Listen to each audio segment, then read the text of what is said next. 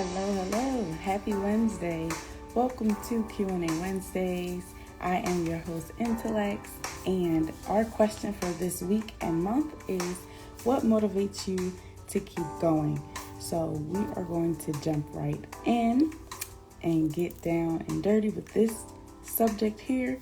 So if you are on here now, if you're watching this later, make sure you jump in the comments and comment what motivates you to keep going, because we all have different ways to allow ourselves to keep going. So just make sure you comment below or comment during the replay. That would be very helpful. Okay, so we're going to jump right in here. I hope your Wednesday is going well. Your week is going well. I hope that it's been productive. It's been peaceful. All right. So the first thing that I want us to talk about is, when it comes to motivation, there is a level of control on your part. All right. So we are going to focus on first what the locus of control is, internal and external, and why it matters when it comes to motivation. All right, so let's jump right in. The ancient Egyptians understood that they could use sound to reduce their weight and the gravity. Circumstances. Another way of putting it is of your locus of control. What is it? How do you know? In this video, I'm going to talk about the importance of your locus of control. What is it? How do you know where you lie on the spectrum of internal to external? And how do you become more internally focused? I'm Dr. Tracy Marks, a psychiatrist, and I make mental health education videos. Locus of control refers to the degree to which you feel the things that happen to you are within your control versus being controlled by external circumstances. Another way of putting it is, it's a measure of how much you feel a sense of agency over your life.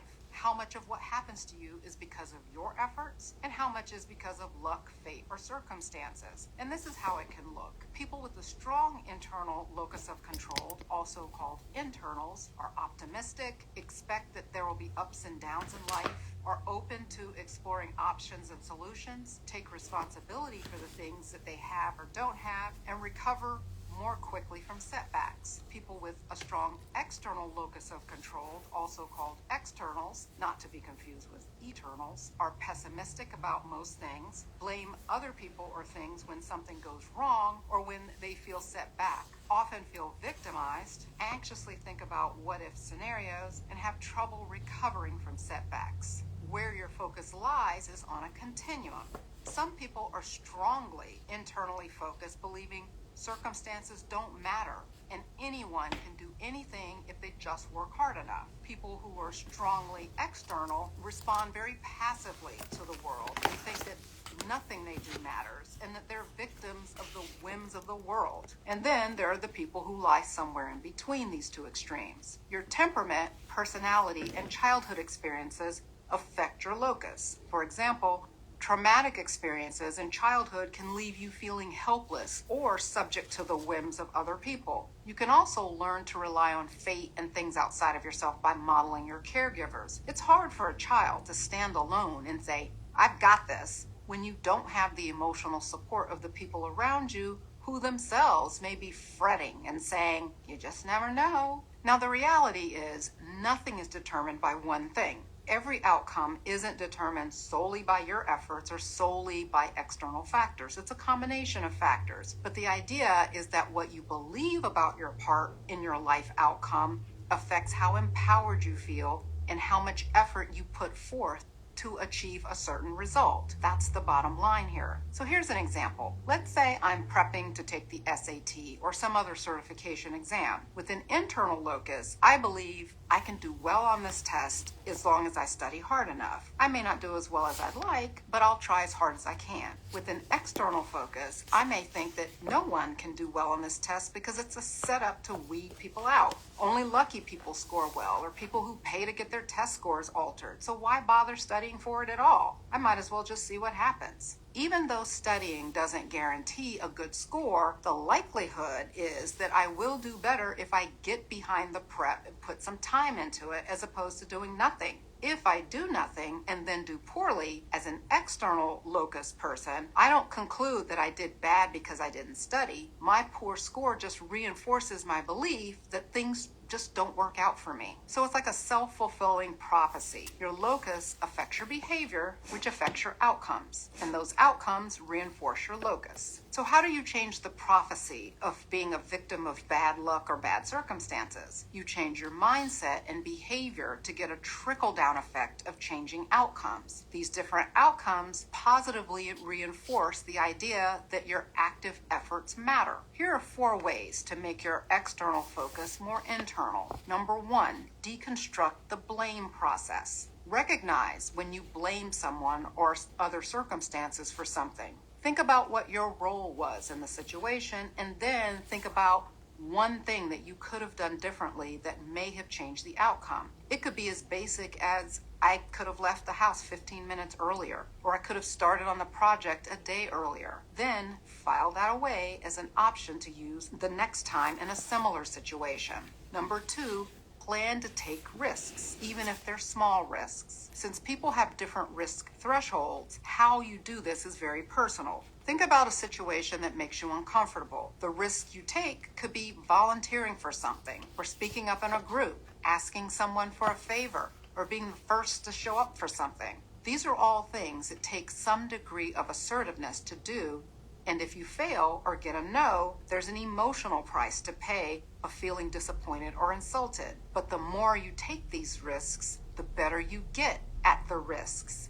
And then when you do get a positive result, it reinforces the concept that you do have some control over whether you get what you want or not. Number 3, welcome failure. Piggybacking on taking risk is becoming comfortable with disappointments and seeing them as a stage or an experience that's one of many in your life. This ties in with a growth mindset over a fixed mindset. With a growth mindset, you see yourself as being able to adapt to circumstances in a way that advances you to a higher place. So a disappointment is a temporary step backwards or a pause in your progress, but it's not a permanent state. With a fixed mindset, you believe that you're stuck with the resources that you have and there's no room for improvement. So a disappointment inflicts permanent damage. Number 4, focus on the things that you can control. It's easy to feel overwhelmed when you spend too much time thinking about all of the factors that are not impacted by your efforts. You can't control acts of nature, the economy, or to bring it even closer to home, you can't control other people. So when you have a situation that involves others, like a relationship problem, even as you recognize what the other person is doing wrong, know that you can't control them. You can only control how you respond to their behavior. If their behavior damages you, focus on how you can limit your contact with them, or limit how vulnerable you allow yourself to be with the person. And these are just examples to illustrate how in a situation that involves a lot of factors beyond your control, you can focus on the things that you are able to control. Take a look at this video on how to manage worry. I talk about how to separate real-world problems from hypothetical worries. Thanks for watching. See you next time. All right. So that video was from Dr. Tracy, and she focuses on what the locus of control is, which I think is very important. Dr. Tracy Marks, she breaks down the definition of locus control in 2 different ways. So one way was the degree to which you feel you're in control of things that happen or don't happen. And when it comes to internal locus of control and external locus of control, is basically like a self-fulfilling prophecy. Internal is more positive. You're more expecting of good things. You're more of an optimist. When you are within the external locus of control, you're more negative. You're more pessimistic. You're more focused on the negative side of things, right? So she talked about how where your focus lies is on a continuum, meaning whatever you focus on, you're going to continue to focus on until you break the cycle. If you're always focusing on, this is not working out for me, this always happens to me, I can't, all the negative talk, whatever you focus on is what you attract. That is what you will attract, right? So if you are positive, oh, I expect to win, I expect great things to happen to me, I'm going to get this business going, I'm going to get this job, I'm going to do this, I'm going to do that, just for some examples. And then certain things happen, so that even if they don't happen, you are not in a mindset to where, oh man, I knew this wasn't going to work out anyway. To where it's just like, you know what, that's fine. Whatever is for me is going to be for me. There's a better opportunity elsewhere, right? So she said to change your mindset and behavior in order to change the outcomes, right? So 4 things that she discussed was to deconstruct the blame process, meaning figure out what went wrong, what you could do better next time, really go over everything, deconstruct or debrief within yourself the pros and the cons of what happened so that you could do better next time. The next one is to plan to take risks, even if they're small, because if you continue to take risk over and over, it'll become easier to do it later on, right? The third one is to welcome failure. So a lot of times I've heard that failure is not a bad thing. Failures are lessons. Failures are gifts because it teaches you how to be better. It teaches you how to be more honed in on your craft. It teaches you how to stay humble. There's a bunch of positive ways to look at failure, right? Failures are lessons, all right? And also that ties into the one that she said before when it comes to planning to take risks, because sometimes those risks are not going to come back with rewards. Sometimes you're going to lose. Sometimes you're going to fail, right? And that is okay. That's a part of life. But don't let one failure cause you to detour yourself away from what it is you are supposed to be doing, all right? And then the last thing that she talked about was to focus on the things that you can control. A lot of times we tend to focus on everything, and that causes us to be overwhelmed, stressed, overburdened for no reason, because we are putting more on ourselves than we actually need to, when all we have to do is focus on what we can control and leave the rest alone. All right? So next I want us to get motivated, right? So this is a way to keep going when you don't know how to do it. All right, so we are going to focus on how to motivate ourselves to keep going, because sometimes it's not easy and sometimes we don't want to. So what do you do in those moments? Like, yo, is it just me? We just acting like 2020 didn't happen? 2021 didn't happen? When you feel like giving up, don't. When you're thinking about giving up, don't. When it look like you ain't gonna make it, keep going. When they tell you you can't, come on, man, who are they? When they tell you you're not gonna make it, don't believe them, man. Don't believe them. You got to be relentless. Don't give up. Don't give up. Stay in it. Stay focused. Quitting guarantees the failure. Once you quit, it rules out any chance of succeeding. The mere waking up every day, putting the next foot in front of the next foot, at least keeps you in the game. But you can choose in the midst of all of this that's going on to be happy in spite of life's challenges. See, a lot of us, because of our limited vision of ourselves, a lot of us who begin to focus on problems and enable them to overwhelm us, we begin to think that we have no options. We begin to believe that there's no way out. Well, guess what? There's always a way. Where there's a will, there's a way. We have 2 primary choices in life. We can either accept conditions as they exist, or we can take the responsibility to change them. See, a lot of people want to exempt themselves from taking responsibility. All they want to do is talk about the problem. Every time you see them, they'll tell you their story over and over and over and over again. No. You want to take responsibility for your life. I got me here, I can get me out of this. And I'm getting out. I'm not going to be a volunteer victim. I'm unstoppable. This will not get me down. You've got to make those kind of declarations to yourself.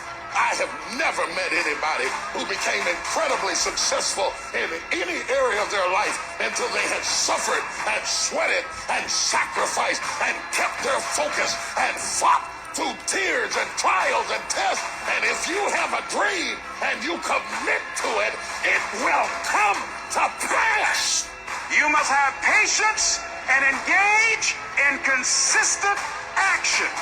We live in a world, ladies and gentlemen, where people want instant gratification. They want it right now. No, it's simple, but it's not easy. It's a system that if you work the system, it works if you work it. But make no mistake about it, it's hard. And you are the determining factor.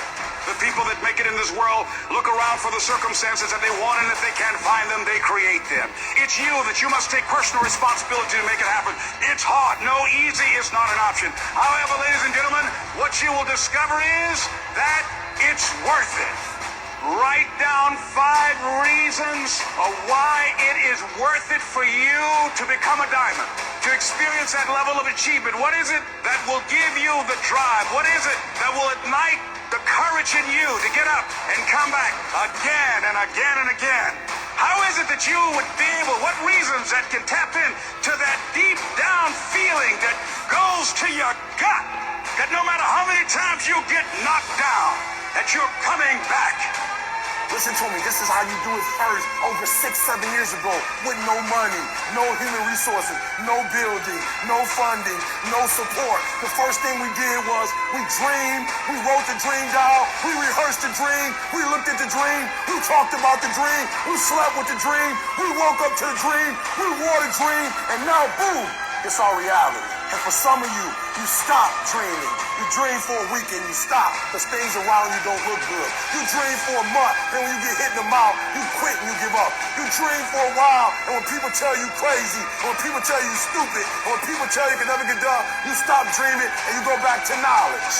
And I dare you to use your imagination. I dare you when you're broke to use your imagination. I dare you when you're rich to use your imagination. I dare you under every single circumstance. Keep dreaming. Keep looking at your dream. Keep focusing on your dream. Keep going after the dream because that's where true success is.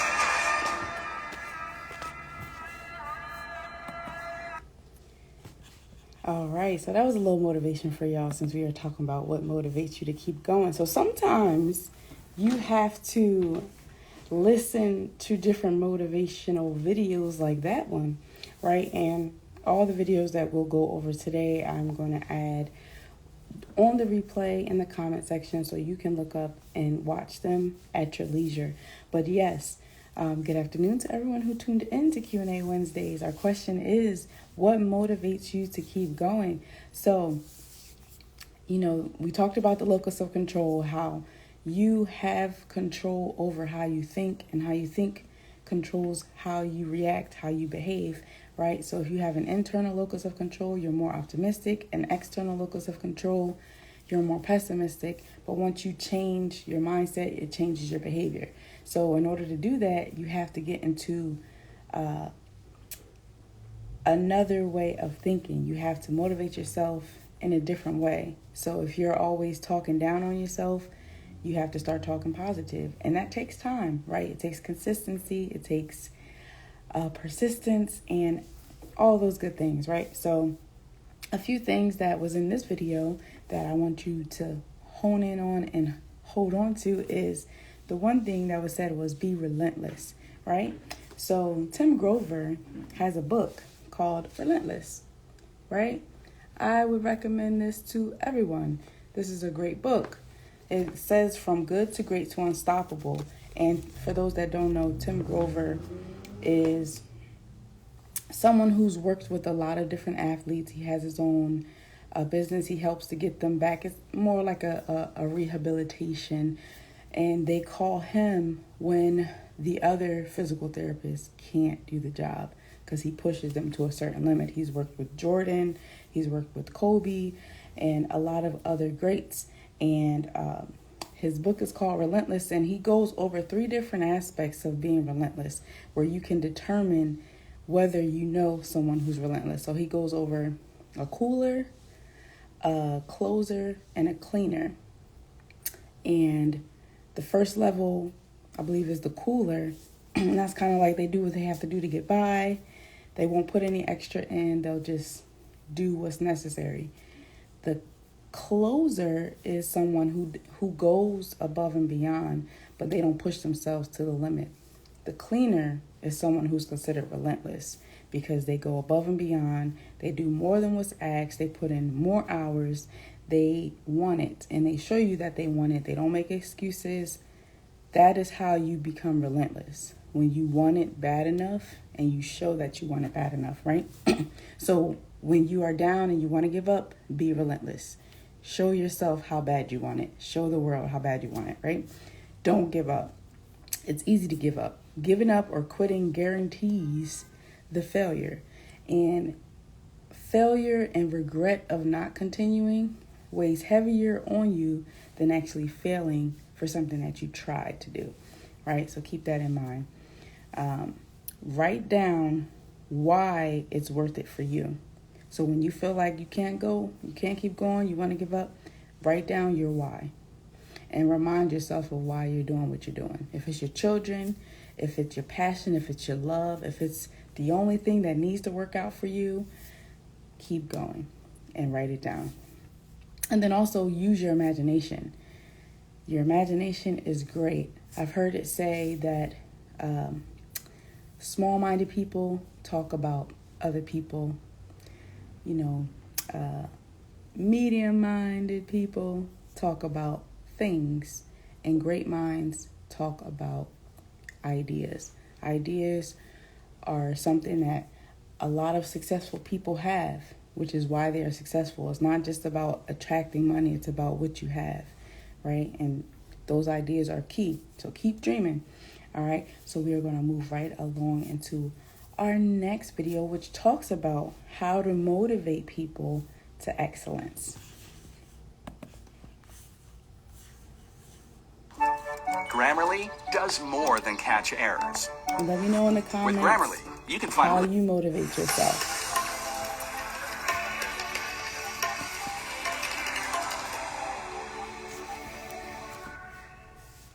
Imagine you're alone in a room.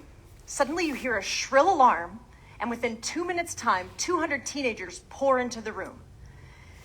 They go to shelves that are around the room, and they open boxes, and they pull out objects of all shapes and sizes, and then they sit in front of you, and they start making sound right at you. This is my life every day. I'm a high school band director, and I love every minute of it. I teach in a program that has earned gold medals at the national level for 40 consecutive years. So when people want to talk to me about my job, they often ask, how do you motivate people towards excellence? It all starts with the bricks in my room. The bricks in my classroom are very, very, very plain. They have zero character. They're these plain white rectangular bricks. If they had a character, it would have to be described as institutional at best. However, 13 years ago, an interesting phenomenon occurred. About 10 students decided they wanted to claim some bricks. So they each chose one and wrote their name and their graduating class on the bricks. They did so in a back practice room with the thought that maybe they wouldn't get caught or no one would notice. Well, people did notice. The next year saw a few more bricks, and the year after, even more. Until finally, 3 years after the original bricks were claimed, some grade 10 students came up to me and said, "Hey, Miss Ferguson, what's the deal with the bricks? How do we earn a brick of our own?" And it hit me. The bricks were the talk of the class. These students were spending time trying to figure out how to get a brick of their own. So I made up some guidelines.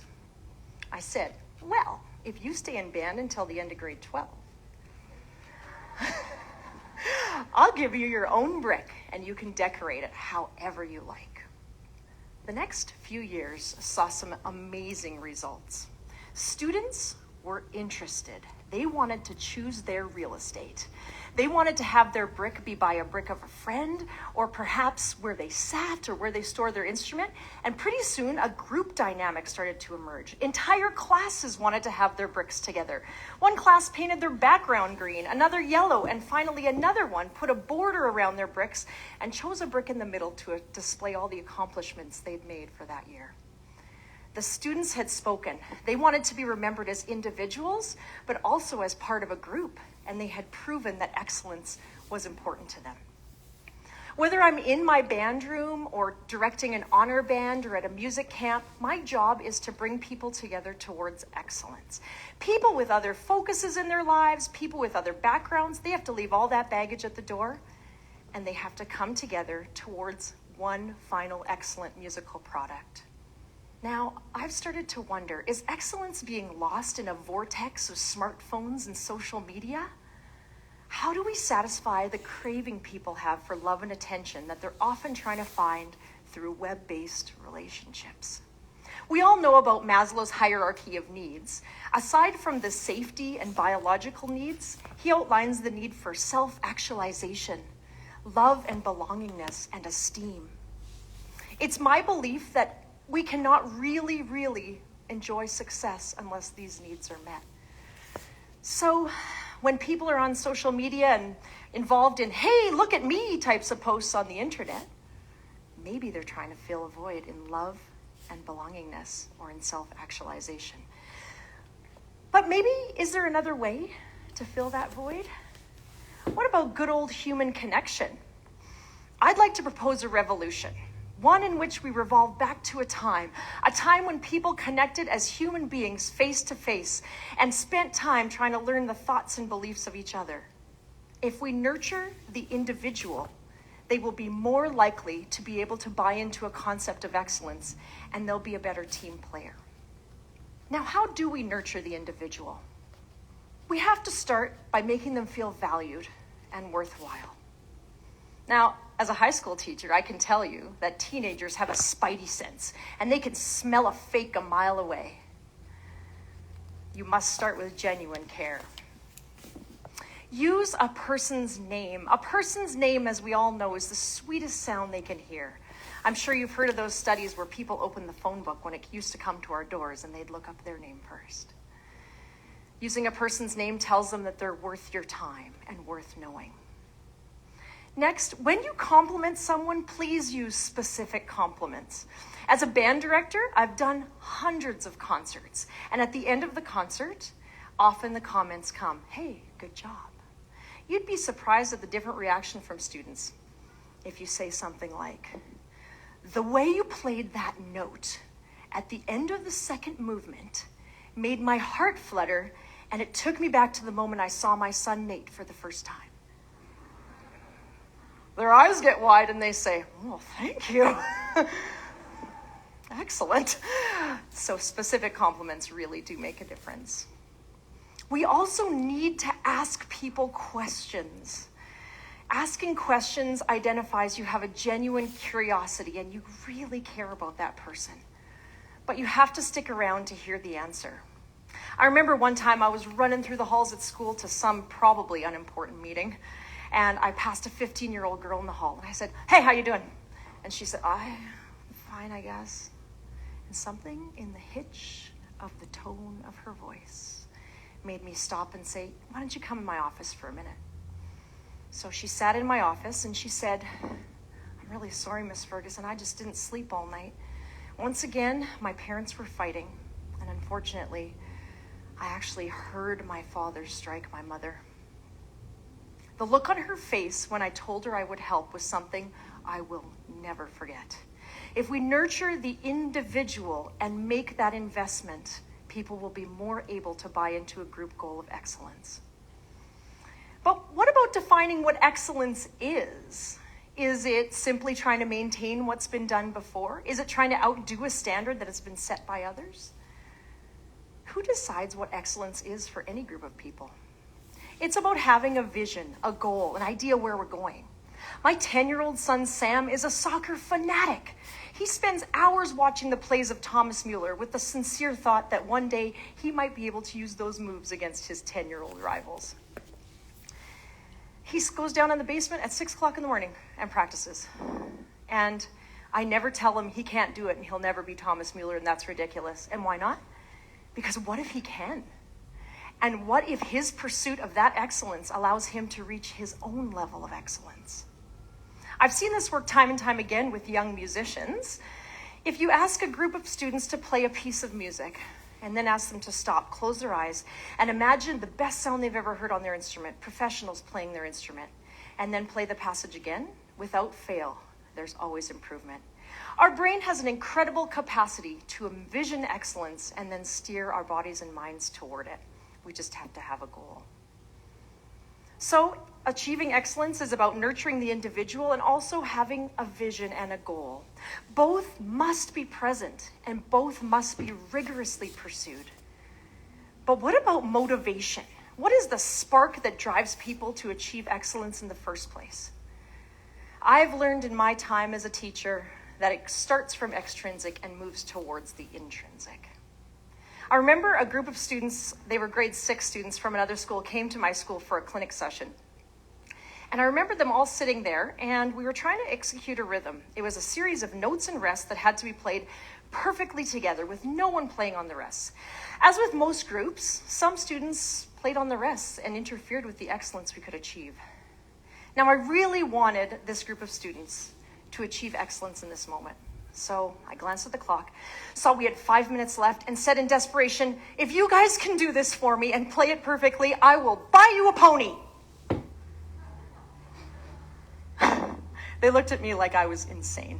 I said, listen, just don't worry about it. I'm going to follow through. I'll buy you a pony. Just do this. So a magical thing happened. They sat forward, eyes gleamed, and they all executed the rhythm with perfection. It turns out they always had the tools to achieve excellence. They just had to be motivated to do so. Now, I'm not sure if it was about achieving a physical object or just not wanting to let the group down, but then again, I'm not sure it matters. That group of students achieved excellence in that moment. And I did buy them the pony, by the way. A year later, another group of students from the same school came by, a fresh crop of grade 6s. And before the clinic started, I heard them all chatting about the band room pony. So I thought, man, this thing's become legendary. I'm going to see if I can offer these guys a pony as well. So we came to a moment in the clinic where I wanted them to play 2 measures and stop. And I said, if everybody stops together and not a single person plays an extra note, I'm going to buy you a pony. And again, it was like magic. They sat forward, eyes gleamed, and they executed the 2 measures with not a single mistake. Now, I'm pretty sure it was not about that $9 pony that I ended up buying them. I'm pretty sure that they just knew they were part of tradition and legacy and did not want to be the ones to let anyone down. If we think about moving towards success with the metaphor of a ladder, we can imagine someone climbing towards success. Having a vision helps them to know where to set up the ladder and motivates them to set it up. Nurturing the individual gives them the strength to climb it 1 rung at a time. But probably the most important part of the image is giving the ladder something to lean on. And this is where my bricks come in. These bricks, fused one on top of the other, come together to provide a vision of excellence for those to come. My students have been taught through these bricks that they're valued as individuals and yet as a part of a group, and that the group needs them in order to succeed. And it's my belief that they're going to go out into the world and collect bricks of their own to give to others. And I believe they're going to build something fantastic. Thank you. All right.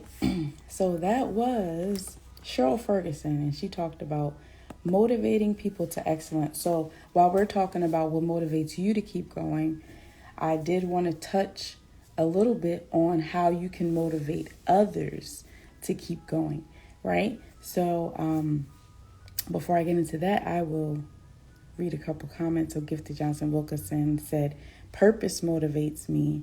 That's awesome. Yeah, that's great. having a purpose that motivates you to keep going, sometimes you got to remember, all right, what's my purpose so that I can keep going, right? And you said people motivate you. Let's be the creation diamond. Yeah, that's awesome. Thank you so much.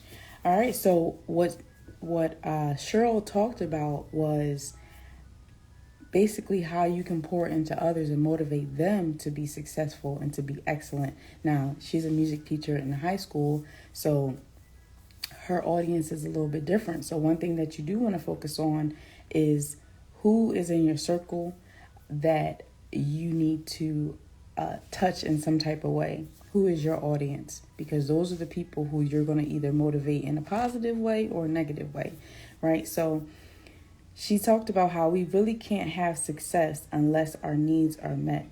So nurturing someone so that they buy into the concept of excellence, making their needs met, making sure that they have what they need, making sure that that trust is built within each other, making sure that relationship is built, making sure that they feel valued and worthy. And that makes all the difference when you are building a relationship. You know, if you're in a business and you want people to buy what you have, or you want them to invest in you, or you want them to partner with you, you have to build a relationship first, because it's going to seem like if someone always is commenting on whatever you have going on, oh, hey, buy my product. Hey, buy my product. You're not focused on them. You're focused on selling what you have, right? When you build that relationship and you focus on what they have going on, a lot of times it's not about you. It's about the other person, making them feel like they're worth it. Like she said, start with genuine care. Make specific comments. You know, when you're speaking to someone, remember their name, because it means a lot when someone remembers your name, especially if it's one that's not a common name. It may not be easy to pronounce. When you actually make the effort and you try, it goes a long way. Ask people questions, right? Try to figure out where they are, what you can do to help, how you can be there to help them, to motivate them. Sometimes you can do a reward system where it's like, listen, if I do this, then you could do this. We can both benefit. You know, a team effort, team building, right? So have a vision and a goal and do everything you can to make sure that it happens. And, you know, the question that she posed is, who decides what excellence is? And the answer that I'm going to give is, it depends on the person. It depends on who you ask. I don't think there's one definition for excellence. It's based on the person, right? Just like success is based on who you ask. Wealth is based on who you ask. Someone can be wealthy and they're considered someone that makes maybe 3 or 4 figures, and then there's someone who's considered wealthy that may make 6, 7, 8 figures, you know. So it all depends on who you ask. And she also talked about motivation, where you give others something to look forward to. So encompassing all that together will help others, will help to motivate them to be excellent, right? So we talked about others for a minute. We're going to go back to us and ourselves and how we can motivate ourselves, okay? And so we are going to go into that. And feel free to ask any questions if you have any questions, and I'll do my best to answer. All right.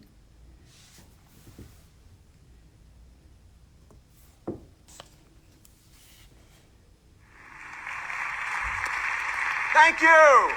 Thank you. Beyond boundaries. What a theme, huh? Beyond. Now, when I think of boundaries, I think of rules, regulations, and restrictions. And I think of the parents and the teachers and the supervisors who hold us accountable with regard to those boundaries. Now, that's not a bad thing. I know if you're like me, I need supervisors. I need someone holding me accountable to do the right thing. But beyond boundaries is something different. I think of those leaders, those teachers, those supervisors, those parents who inspire us to go beyond the call of duty, to do more than we have to do it not because they tell us, but because we want to. I would like to share with you what the research says about how to make that happen. And not just for other people, but for yourself. Here's the deal. How can we inspire people and ourselves to be self-motivated? There's another word. It's called empowerment. You've heard that word, right? Now, the management definition of empowerment is get her done. Just get her done. With fewer resources and less time, I empower you. Make it happen. I'm talking about feeling empowered. That's different. Feeling empowered is when you're self-motivated. Now, if you want to know if you feel empowered, or if your child, your student, your worker feels empowered, ask them 3 questions. And if they say yes to these 3 questions, they will feel empowered. And by the way, this is not based on common sense. It's based on research. But you've all been there, so it'll feel like common sense. Question number 1, can you do it? Albert Bandura calls it self-efficacy. Do you believe you can do it? Do you have the time, the knowledge, and the training to do what we're asking you to do? If you answer yes, good. Second question, will it work?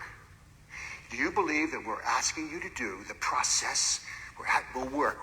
Albert Bandura calls that response efficacy, believing that the behavior will lead to the ultimate outcome. By the way, that takes education, right? We have to show them the data. We might show them some theory. We show them, teach them why this might work. I just used the word education. Earlier, I used the word training. Is there a difference? In elementary school, we call it education. Middle school, education. High school, education. College, higher education. Then you go to industry. What do you call it? Training. You have your training department. There must be a difference. Well, you know the difference. Do you want your kids to have sex education or sex training? And your kids might answer the question differently. Because you know that training means you do the behavior and you get feedback. That's powerful. Powerful. Have you ever heard this word, online training? It's an oxymoron, isn't it? I mean, training is watch the behavior. Online training, it's like plastic silverware, jumbo shrimp, legal brief, country music. I mean, it doesn't work. Okay, so if you answer yes, it will work. Third question, is it worth it? So we've had a training question, we've had an educational question. This is the motivational question.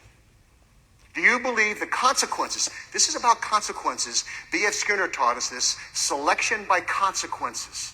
Dale Carnegie quoted B.F. Skinner and said, from the day you were born, everything you did was because you wanted something for doing it. Consequences. Is it worth it? So you have to convince people that it's worth it. Now, by the way, if you answer yes to those 3 questions, you feel competent. Am I right? You feel competent at doing worthwhile work. You've all been there. When you feel confident at doing worthwhile work, you're more likely to be self-motivated. You've been there. No one has to be looking over you. You feel. Now, here's the challenge, leaders, teachers. How do you inspire people to feel competent? Well, you give them feedback. You give them recognition. You show them they are competent. Okay, I got one more, another C word. Choice. Your common sense will tell you. When you believe you have a sense of autonomy, a sense of choice in what you're doing, you feel more self-motivated. B.F. Skinner taught us that too. In his book, Beyond Freedom and Dignity, way back in 1971, reading that book changed my life because I realized that I am controlled by consequences. But sometimes I don't feel controlled. When I'm working for a pleasant consequence, it feels good. It feels like I'm working to get something. When I'm working to avoid an aversive consequence, I feel controlled. That's called negative reinforcement. So here's a challenge, leaders. How do we get people to become success seekers rather than failure avoiders? First day of introductory psychology class. I teach 2 classes of 600 students. Maybe some of you have been in that class. And remember, the first day I say, how many are here to avoid failure? And 80% raise their hand. And I say, well, Thanks for coming. I know you're motivated, but you're not happy campers. You probably told your friends, I got to go to class. It's a requirement. Not I get to go to class. It's an opportunity. You probably woke up to an alarm clock, not an opportunity clock. And it's all in how you see it. Really, it's all in how you see it. It's your paradigm. It's how you communicate to others and how you communicate to yourself. So Ellen Langer said in her book, Mindfulness, she said, and psychologists know, when you perceive choice, you perceive motivation. You're more motivated. So the deal is, for yourself, sit back and reflect. Be mindful of the choices you have. And talk about being a success seeker rather than a failure avoider. It's all how you talk, how you communicate to yourself and to others. I've got a fourth C word, community. Powerful word. Psychologists know that social support is critical. People who perceive a sense of relatedness, a sense of connection with other people, they feel motivated and they're happier. I want to recite a poem. It's called The Cookie Thief by Valerie Cox.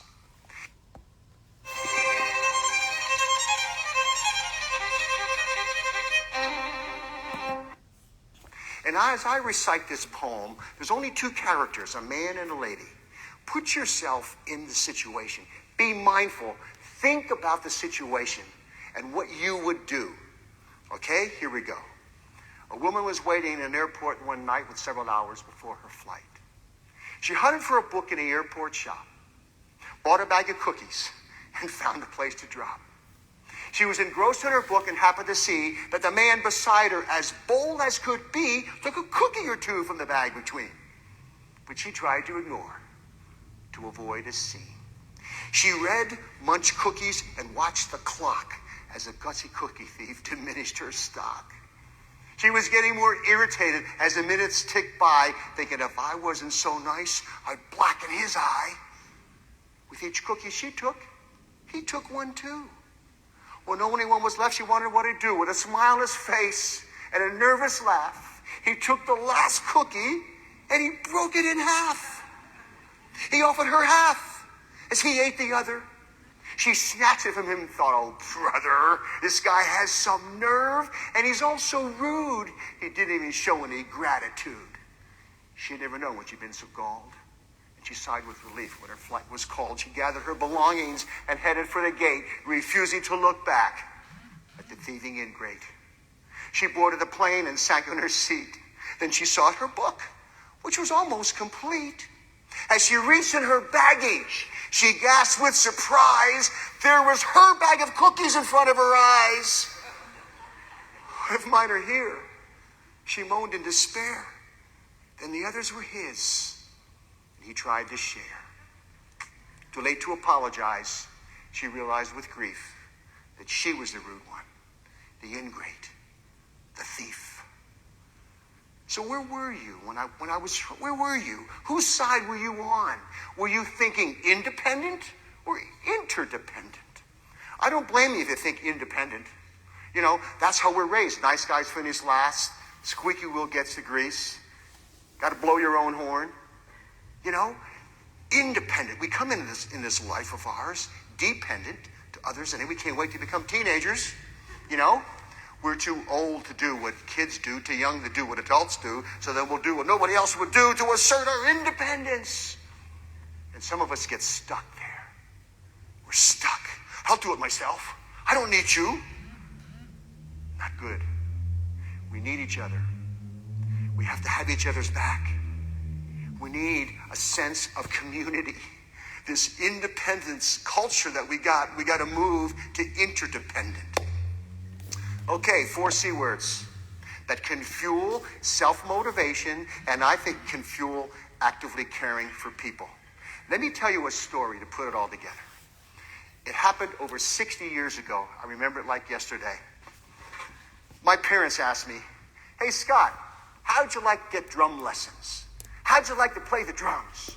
Oh, man, would I ever? I'm thinking of Buddy Rich and Gene Krupa, Most of you guys don't know those names, but they were the drummers. In those days, the drum was in the front of the band. They had white pearl drum sets, and I saw myself. That was my vision. I had a vision. Consequences, that was my vision. And I said, yeah, I want to take drum lessons. So the teacher would bring his drum and set next to mine. I didn't have a nice drum like this. My parents bought me a beat-up old drum at an auction. And they said to me, if you get better, if your teacher tells us you're getting, they're holding me accountable. Teacher says you're getting better, we'll get you a better snare drum and then a bass drum and then some cymbals. And that was my vision, and that kept me going. Consequences. So the teacher would come in and he would show me stuff. You know, this is how left hand, this is how Buddy Rich plays with his left hand and his right hand. And they would just do things like a flam. Can you hear that in the back? You okay? And this is a rim shot.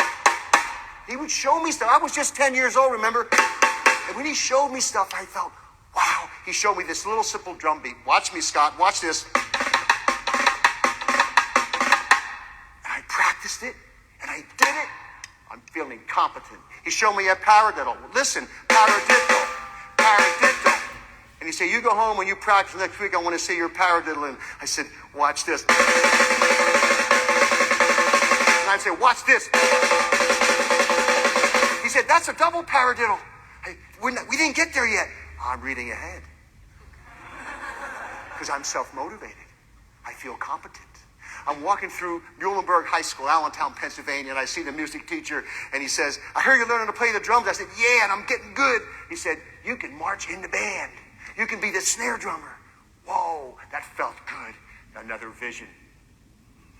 Then the teacher comes into these are private lessons, by the way, $2. $2, that was a long time ago. She said, Scott, you ready to do a drum roll? I said, of course, I'm ready for a drum roll. He says, watch, Scott, here you go, watch this.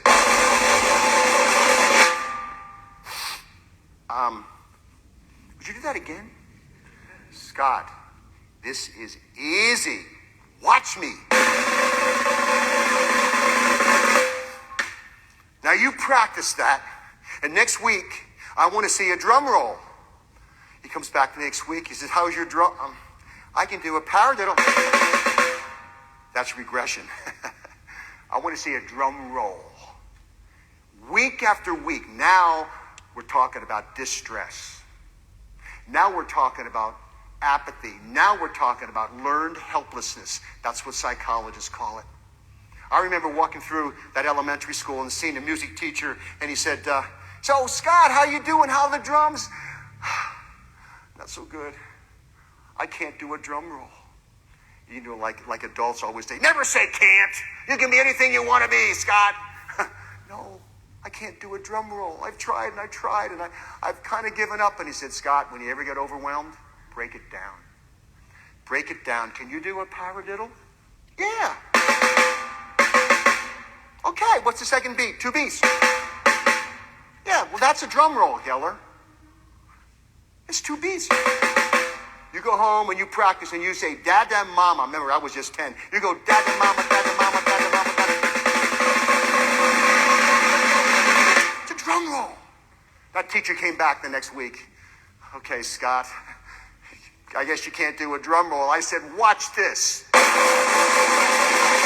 He said, whoa, how'd you learn to do that? And I showed my teacher. I taught my teacher, 10 years old. He said, I had forgotten that I got into the habit of just doing this. I forgot that it's 2 beats. You taught me how to teach the drum roll, Scott. There's a lesson there.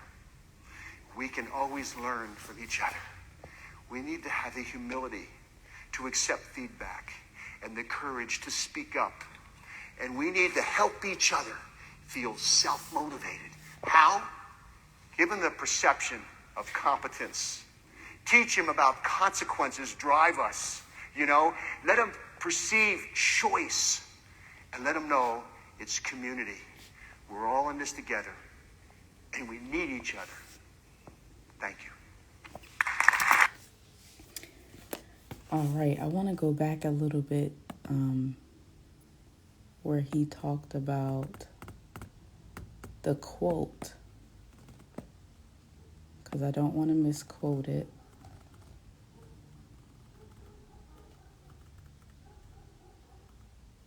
Okay.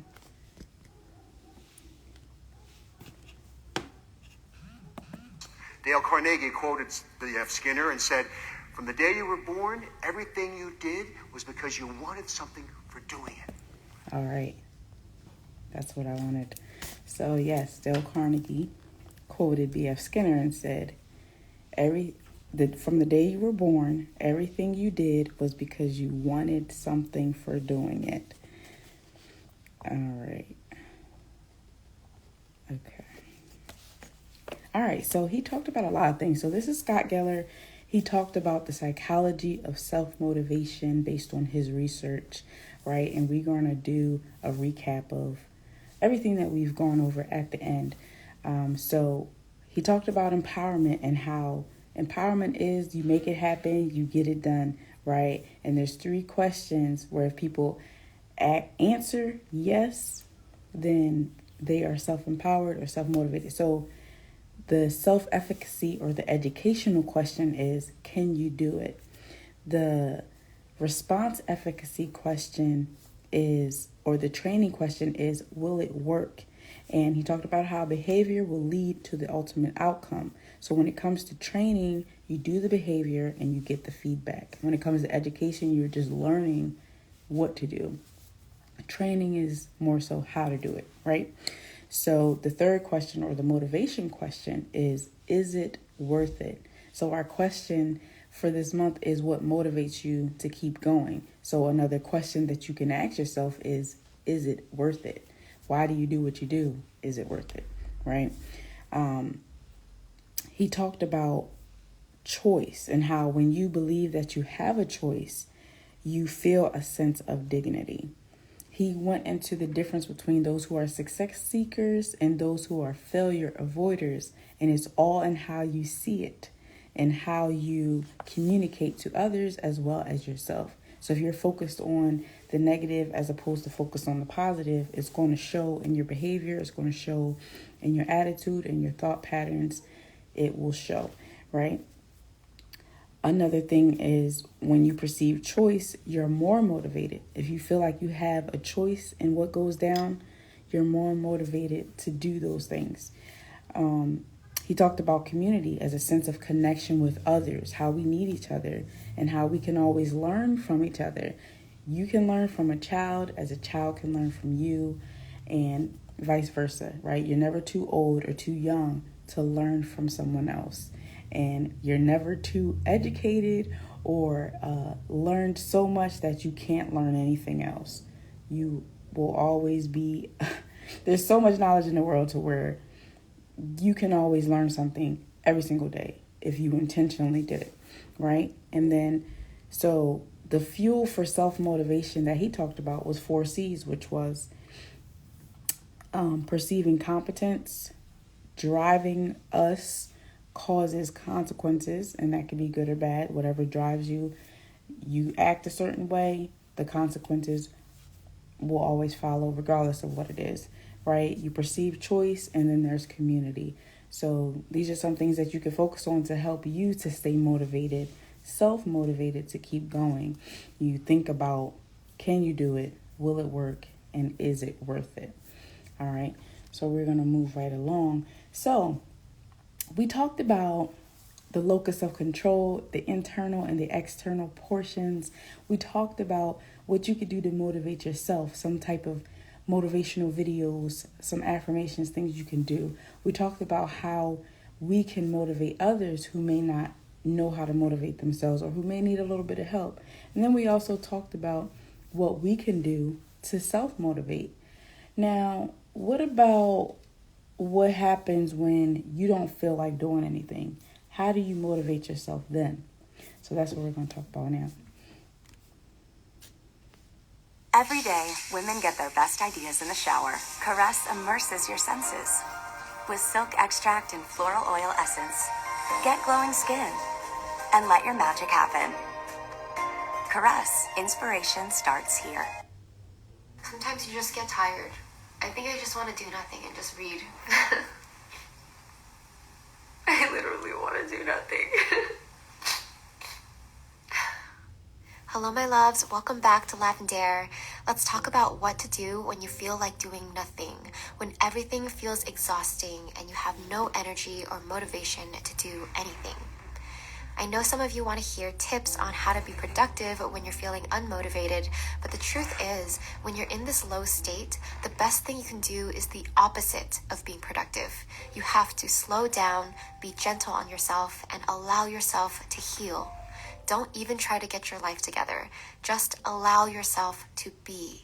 If you're feeling this way, it's likely you have high expectations for yourself and you're frustrated because you haven't been able to show up the way you wanted. Or maybe others have high expectations on you, whether it's your parents or the people around you. Or maybe you've been pushing yourself too hard, taking too much on your plate and just burning yourself out. Other times we might feel this way because we had expectations for what the world should be or what our life should look like. And when that all fell short, we lost our sense of control and didn't know how to handle it. Honestly, even the pandemic and seeing the ugly parts of society can be really disheartening and cause many of us to feel hungover, unmotivated, and exhausted. In terms of energy, we've been operating too much in our masculine, focusing on productivity, achievement, external success, and control. And now our body and energy are telling us we need to surrender to our feminine, to go inward, slow down, heal, and love ourselves. Surrender is a key word here. We have to release our feeling of control, release our expectations on ourselves, and accept ourselves as we are right now. It's both hard and easy at the same time. It can be so hard to surrender, but on the other hand, it's so easy because all you have to do is let go. There's no action needed, just inaction. So what should you do when you feel like doing nothing? First of all, let yourself rest. Remove any and all pressure to be or do anything. Just exist. Stop putting any expectations on yourself and understand that you probably feel burnt out or depleted, so just let your body and mind rest and recuperate. I think it's so ironic and magical that when you're unwell, all you have to do is do nothing, aka rest, because your body is fighting hard for you. Your immune system is doing the hard work and your body literally already knows what to do. You don't have to do anything. Just sit back and allow your body to balance and heal itself. Secondly, give yourself love. Be kind and gentle with yourself no matter what. Practice unconditional love, meaning give yourself love regardless of anything. Love is accepting, so accept yourself exactly as you are right now.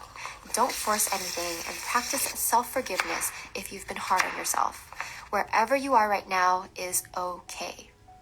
Also, try shifting your focus. Don't underestimate the power of changing your perspective. We often feel low because we've been focusing on the wrong or difficult things. I learned this while doing the Liberation Korea Challenge. When you focus on what is hard, for example, the shoulder pain and shaking arms in that challenge, you feel like giving up because it's such a struggle. But when you focus on what is easy, like breathing, it makes it easier to get through the tough time. So instead of focusing on what is hard, try focusing on what is easy. Instead of focusing on what's going wrong in your life, focus on what is still going right. Do this as a journaling exercise. Actively choose where you turn your attention to because it matters and it makes a huge difference in how we feel. If you feel like you need more help, talk to someone in your life that you trust. We each need a support system in our lives, and our mental health suffers if we don't have one. Another option is to consider online therapy. Personally, I've used BetterHelp for the past couple years, so thank you BetterHelp for sponsoring this video. BetterHelp is professional counseling done securely online and is available for clients worldwide. Once you sign up, BetterHelp will assess your needs and match you with your own licensed professional therapist. On the app, you can message your counselor or schedule a weekly video or phone session. It's really easy since everything is done online and on your own time. What's great is that it's a minimal commitment. You can switch therapists if you don't like yours, and you can cancel anytime if you don't like it. It's more affordable than traditional offline counseling, and financial aid is also available. So if you want to nurture your mental health with professional counseling, try BetterHelp. Visit betterhelp.com/Eileen and join over 1 million people taking charge of their mental health with the help of an experienced professional. Since BetterHelp is sponsoring this video, they're offering the Lavender community 10% off your first month. Just go to betterhelp.com/Eileen. The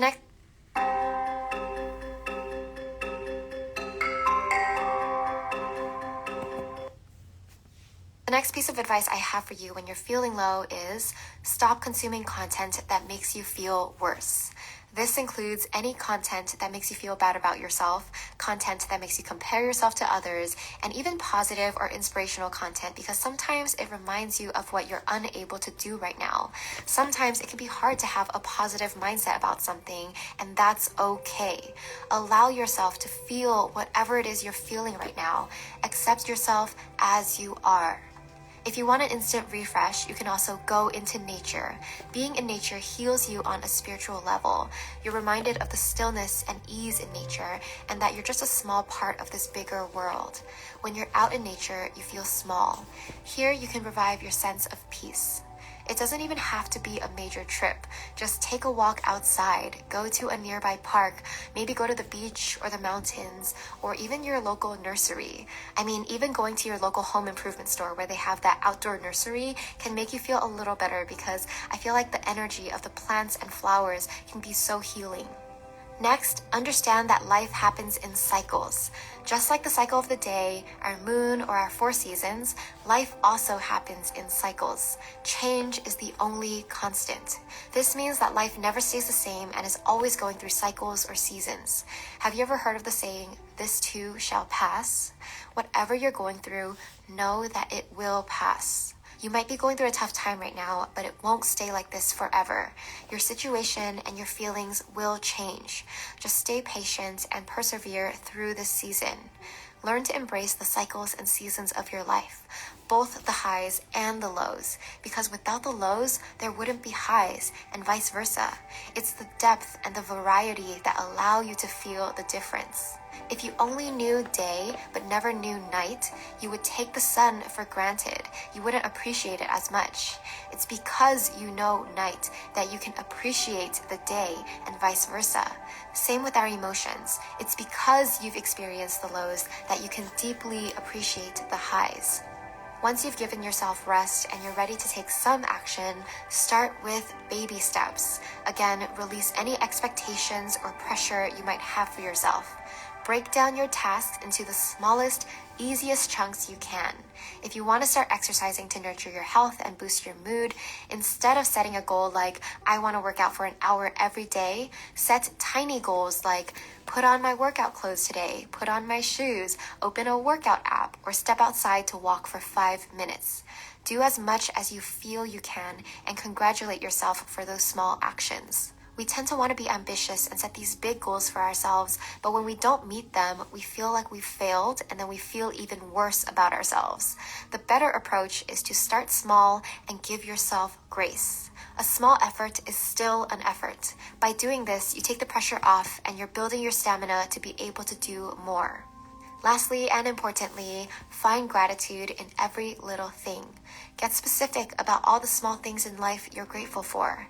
Open up your journal or a Word doc and start writing a list of sentences that begin with, I'm grateful, or I'm blessed.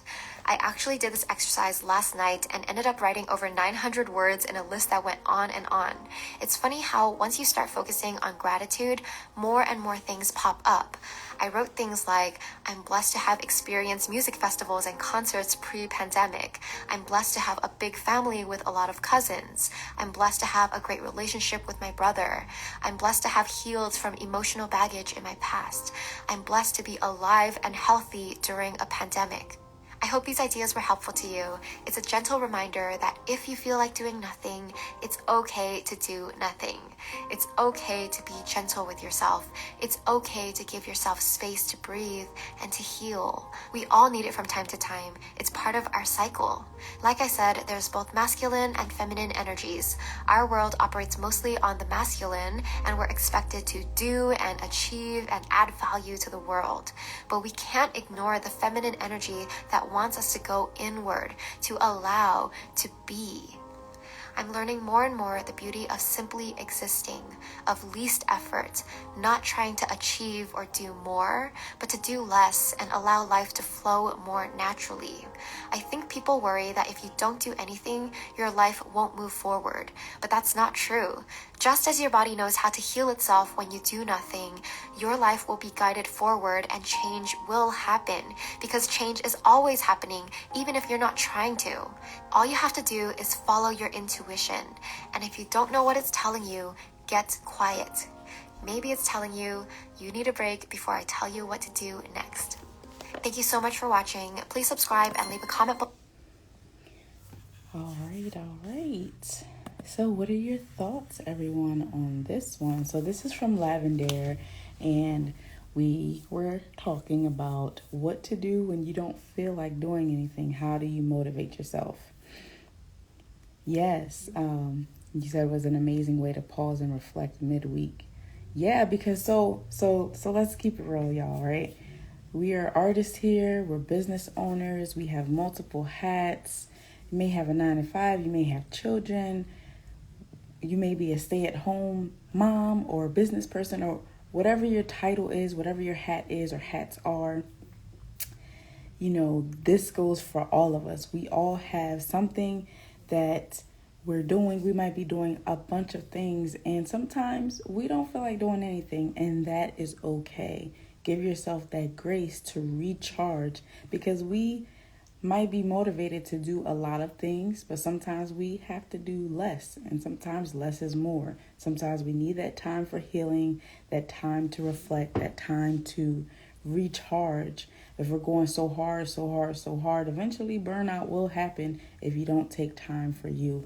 Mental health is very important. That goes along with overall health. A lot of times when we talk about health, it's more just physical, getting in shape, eating right. But mental plays a big part in your health as well. So just a few things that she talked about was surrender. So release the feeling of comfort. Accept yourself as you are right now. And a lot of times it's hard to do that. It's hard to be quiet. It's hard to sit in a place of silence, to really think of where you are and to accept all of that in that moment. And it may take time, and that's okay. But just remember to try. Take baby steps, like she said. Let yourself rest. Rest is okay. Rest is necessary, and it's a part of work. So don't think because you're not doing anything that you're not working. Rest is necessary to work. Passion, you said motivated to keep going by my daughter seeing me live out purpose with passion and the potential to impact someone else's life positively. Yeah, and you do that everywhere you go, whether you realize it or not. Yeah, so definitely living out your purpose and doing it for your family. Those are some great reasons why you keep going. What motivates you to keep going? You know, though, that's something that you could do when you don't feel like it. Remind yourself of why you do it. Is it worth it? What's your reason for wanting to be great, wanting to be successful, wanting to do different things? It may not be for yourself, and that's fine too, but figure out your why. All right. She said, allow your body to heal itself. Give yourself love. Practice self-forgiveness. A lot of times we may not be motivated because we're still holding on to what we didn't do right back in 2 years ago or 10 years ago, 20 years ago. Forgive yourself and move on, right? Forgive yourself and move on. When you focus on what's hard, you feel like giving up. When you focus on what's easy, you will get through the tough times.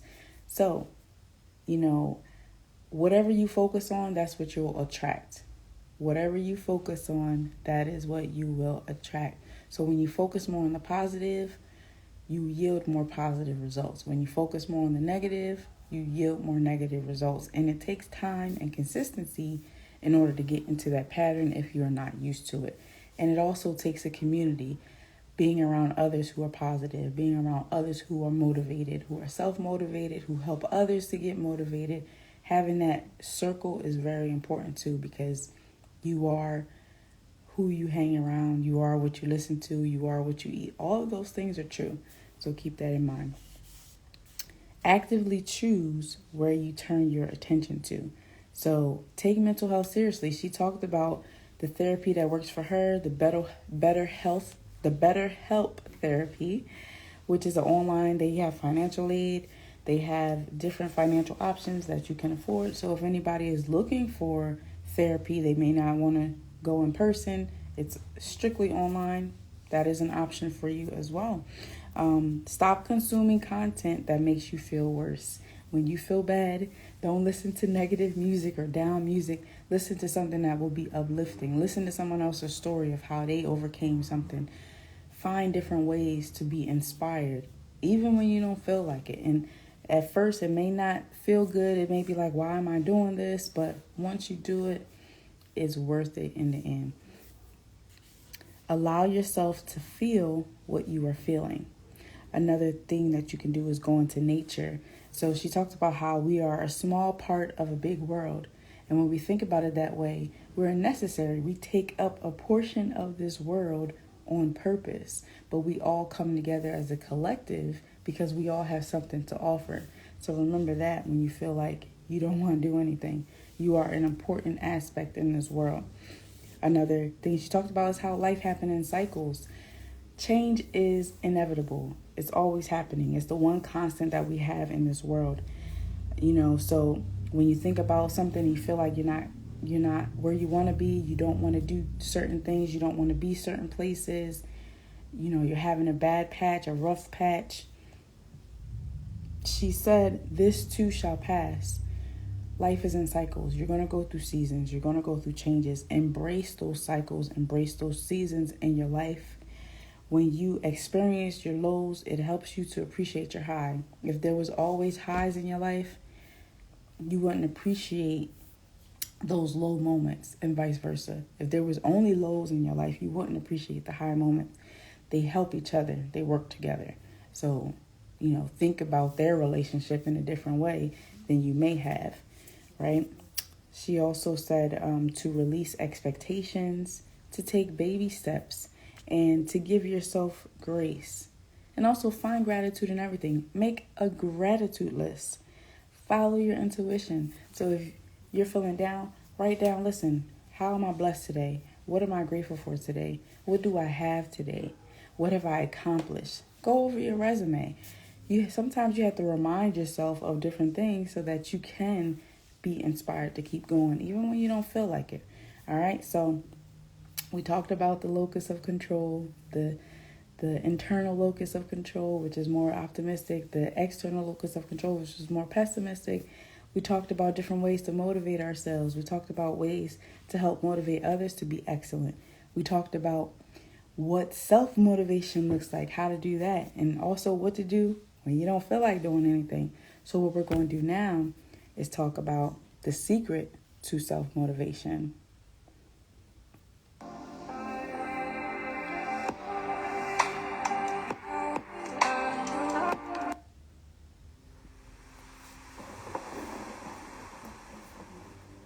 I want you to realize that this world, life, is one big head game. And once you learn to play the head game, it's no longer a game anymore at all. You can start living your life.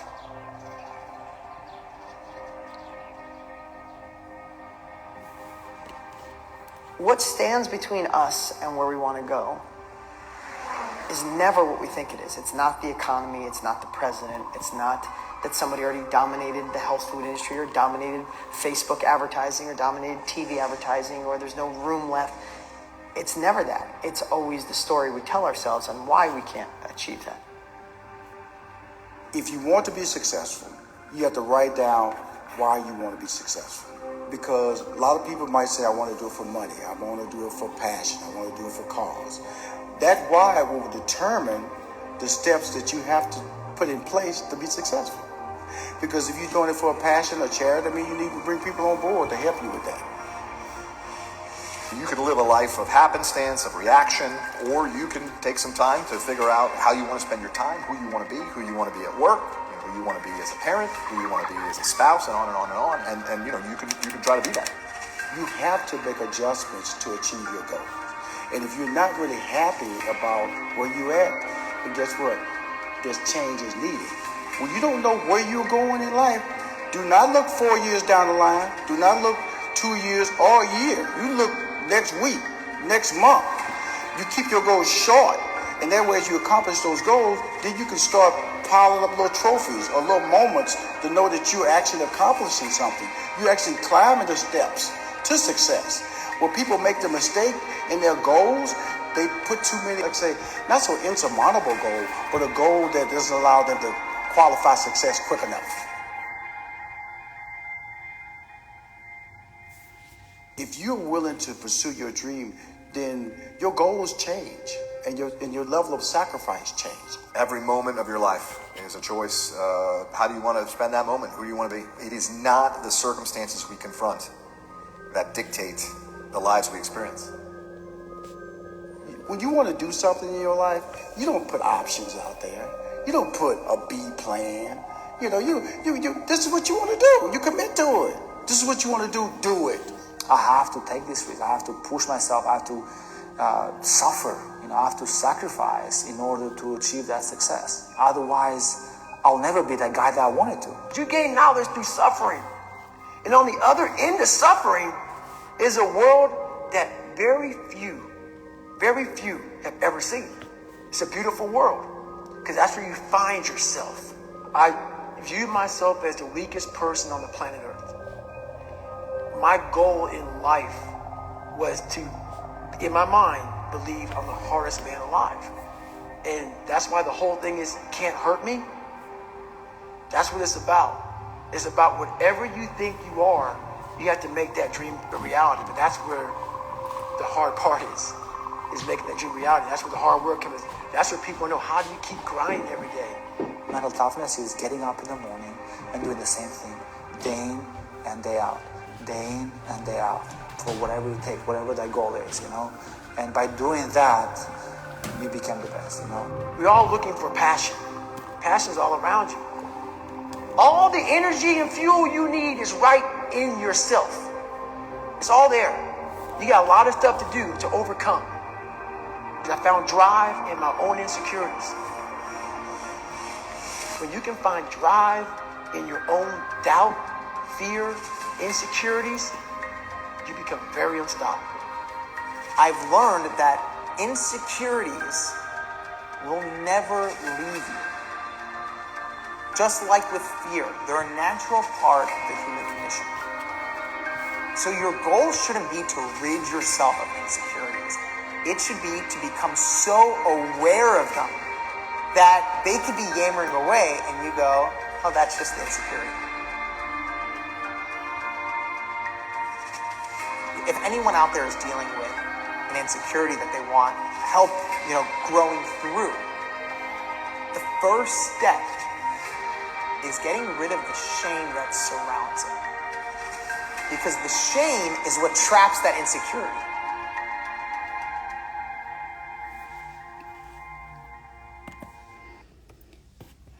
All right.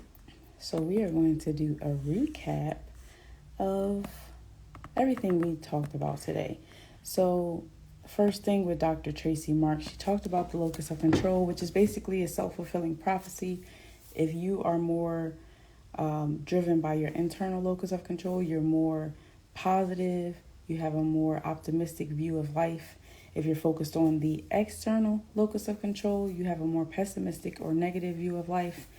However you see life is how you'll live it, right? So she focused on 4 takeaways, which is to deconstruct the blame process, which is basically debriefing yourself, going over what could have went better, what you could have done better, what went wrong, going through the pros and cons. Also, planning to take risks, even if they're small, because once you take risks, the more you take them, the easier they become. And then within those taking risks, the third step was the welcome failure, because there will be failure sometimes. Learning how to accept that is a part of life. That's what matters, right? And then the fourth thing she said was to focus on what you can control. You can't control everything, and we tend to focus on a whole bunch of stuff. But when you learn how to focus on what you can control and leave the rest alone, life will be much more peaceful. Okay, and then we talked about a motivator. So once you know how you can control where your motivation goes, how to live your life in a more positive outlook, we talked about different ways to be motivational when it comes to ourselves. So one thing was be relentless. We went over this book here, Relentless by Tim Grover, who's a great coach, a great trainer, and he's helped people like Jordan and Kobe to be the best that they can be. And he talks about being relentless, what it means to be relentless, to keep going and go above and beyond, to not give up, right? Quitting guarantees failure, and regret weighs more than failing does, because at least if you failed, you tried. So keep that in mind, right? Write down why it's worth it for you, and use your imagination. Keep dreaming, despite what you might go through, despite the people that may not support you, the lack of support system that you may have, despite nobody really seeing your vision or believing in you. Keep going anyway, because you were given something for this world that we need, and others' opinions should not stop you from fulfilling your purpose.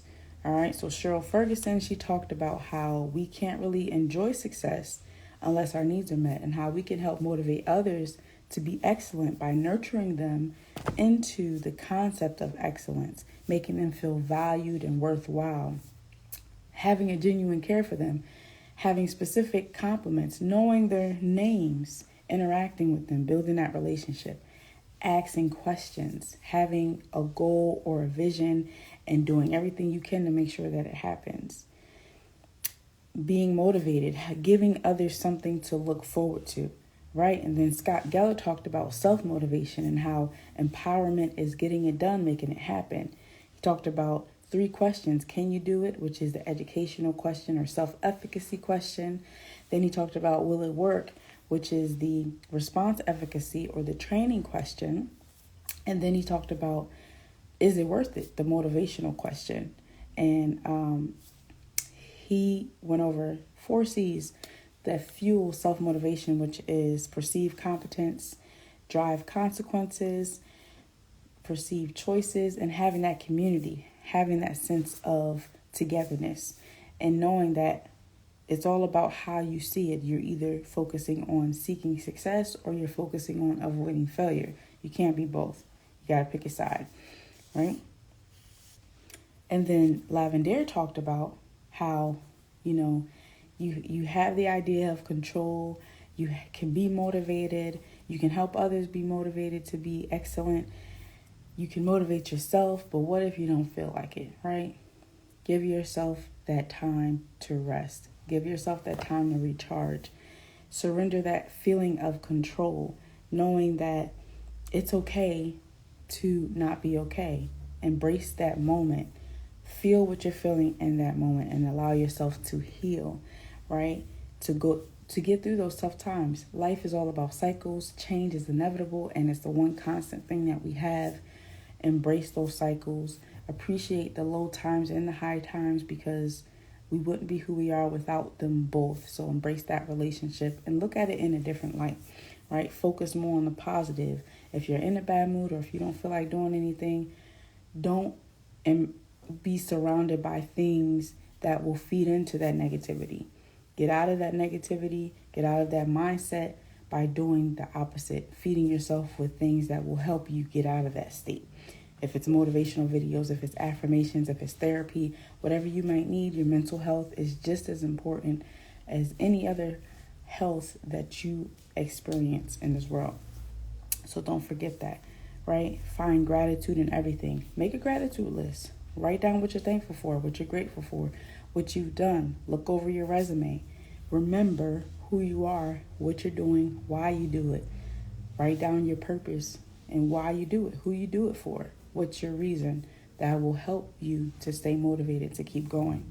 So the last one that we watched was more so just a motivator to keep going, how to be self-motivated. So David Goggins was the one who started off, and he was there throughout along with other gentlemen. David Goggins, he talked about his book Can't Hurt Me, which is this one here.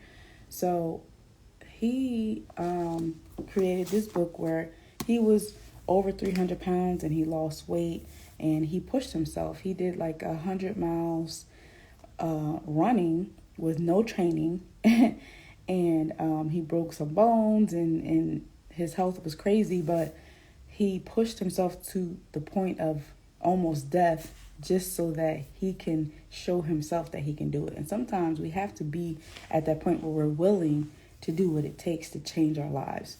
And he was at that point. All right. And he said life is a head game, right? It's all about the story that we tell ourselves. You know, someone else said, write down why you do it, why you want to be successful. Spend time figuring out what you want to be, where you want to be, how you want to be it. Figure it out. Spend some time. Take some time out for yourself so you can figure out where you are and where your goal is to where you want to be. Make adjustments in order to achieve your goals and be willing to pursue them at any cost. And once you're willing to pursue your goals and you're committed, you will have a sacrifice. You will go through different levels of sacrifice changes to where the more you want it, the more that you're willing to sacrifice. So that's something that you can ask yourself. When you want something, you commit to it. And commitment is the good times, the bad times for those that are married. When you committed to your partner, you committed to be with them in the good times, the bad times, when they're healthy, when they're sick, when it's the finances are there, when the finances are not, through cycles, right?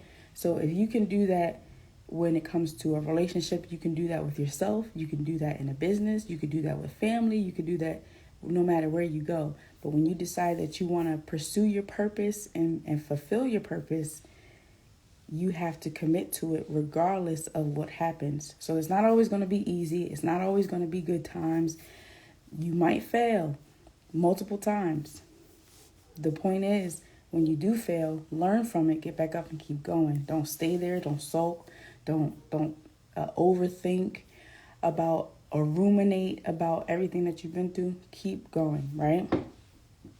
You have to keep going. And then also gain knowledge.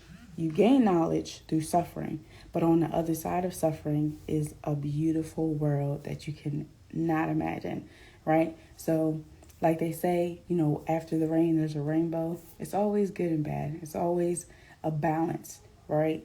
And that's a part of life. So once we embrace it and look at it in a different way, so what we focus on is based on the outcome of how we live our life, right? If we focus on the positive, life looks more positive. If we focus on the negative, life looks more negative.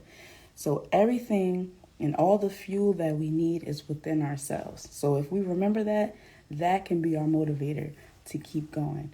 All right, so that is all that I have for you today.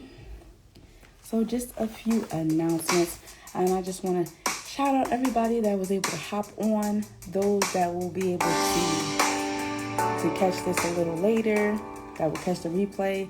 Again, I will put all the YouTube videos that were used in the comment section so you can go over it and look over it whenever you want.